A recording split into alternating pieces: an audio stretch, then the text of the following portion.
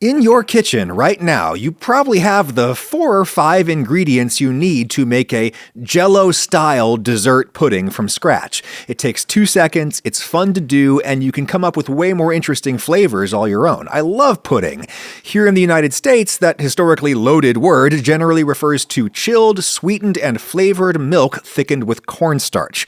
For a single portion of vanilla, I like a tablespoon plus a teaspoon cornstarch and 2 tablespoons granulated sugar. That's a little less sweet than the prepackaged stuff. You could do 3 tablespoons sugar if you want.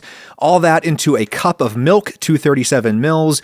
You could use a milk substitute or pretty much any watery liquid.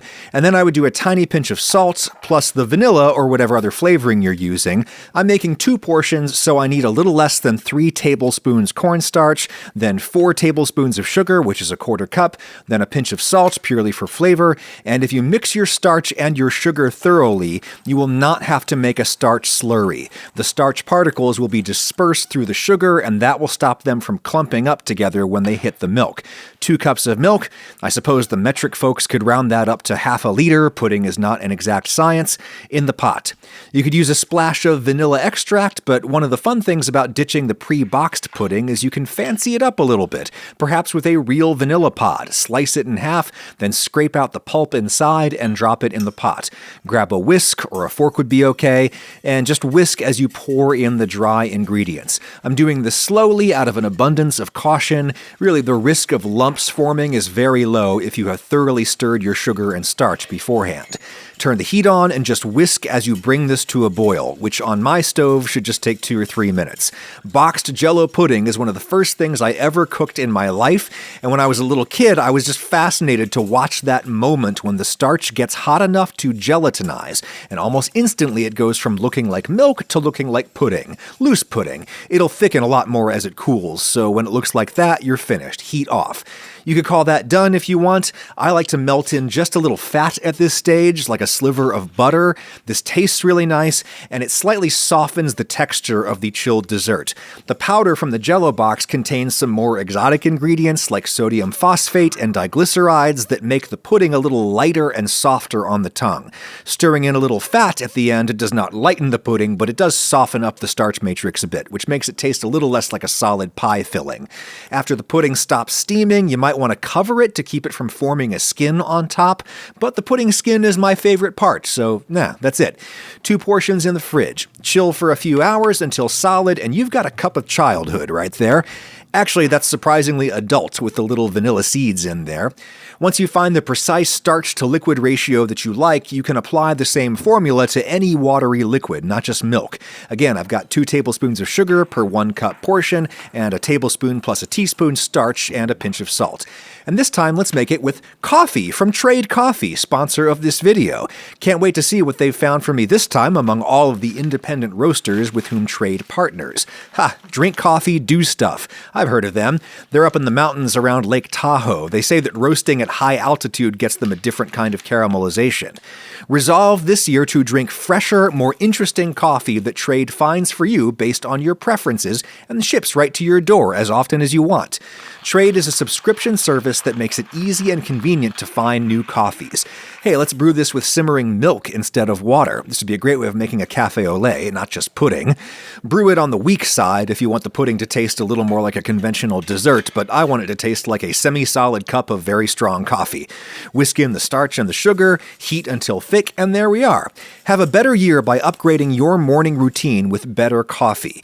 Right now, Trade is offering you a free bag of coffee with any subscription at drinktrade.com/Ragusia. That's drinktrade.com/Ragusia for a free bag of coffee with any subscription purchase. drinktrade.com/Ragusia. Thank you, Trade. Chill that one, and look, it's way too thick. I forgot to account for all of the milk that would be absorbed by the coffee grinds and then left behind. Still tastes awesome. Now, when you make chocolate pudding, you have to reduce the amount of starch you use. I'm just using a tablespoon per portion, maybe a heaped tablespoon. Same amount of sugar, 2 tablespoons per portion, and then 2 tablespoons of cocoa powder per portion. Don't forget that pinch of salt. The cocoa powder itself thickens the pudding a bit, not so much when it's hot, but when it's cold. You got got to reduce the starch by like 20% to compensate. Whisk that into a cup of milk per portion. Cocoa powder floats and it takes a minute to hydrate, so you'll have to stir this a little more to integrate, but it doesn't really matter because I stir this continuously anyway as it comes up to a boil. On a gas stove like this, tons of heat escapes up the sides of the pot, and so the sides get too hot and can burn the pudding if you're not constantly scraping everything down. If you want to be really cautious, do this over a double boiler, a heat-safe bowl over a pot of boiling water. As soon as I see it thicken up, I'm done. Heat off. For last-minute fat, you could melt in a square of solid chocolate per portion. That's really nice. Chill. I love the weird pudding skin, but again, if you don't want it, just cover the pudding after it stops steaming. Much more chocolatey and luxurious than the stuff from the box. Awesome. But now let's get more creative with our flavors. For 2 portions of pudding, I've got 1 pound, 454 grams of strawberries. These are winter strawberries, so they're terrible, but it doesn't matter. I'm going to cook them with sugar. I'm just cutting off the tops and then paring them. Give the berries a little water to get them cooking. Pretty soon they'll start releasing their own water. While we wait, we can mix the dry ingredients, 2 tablespoons of sugar per portion as before, and as with the chocolate pudding, only 1 tablespoon of starch per portion. The pectin in the strawberries will thicken the pudding somewhat, so we have to account for that. Don't forget the little pinch of salt. It really punches up the flavor. Boil until the strawberries themselves seem ready to fall apart. Throw a sieve over a heat-safe bowl.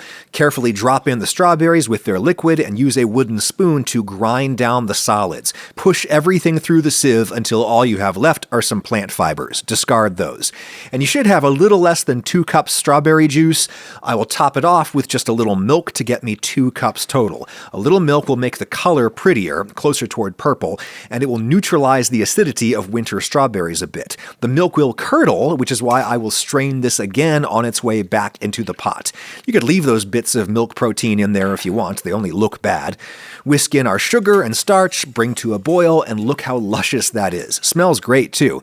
Chill, and because we have pectin from real strawberries, the texture of that is somewhat between a pudding and a jelly. Really nice and far more sophisticated than the kids' dessert we generally imagine pudding to be here in my part of the world. Globally, pudding means all kinds of crazy things, from dessert to blood sausage. Somebody should really look into why that is the case.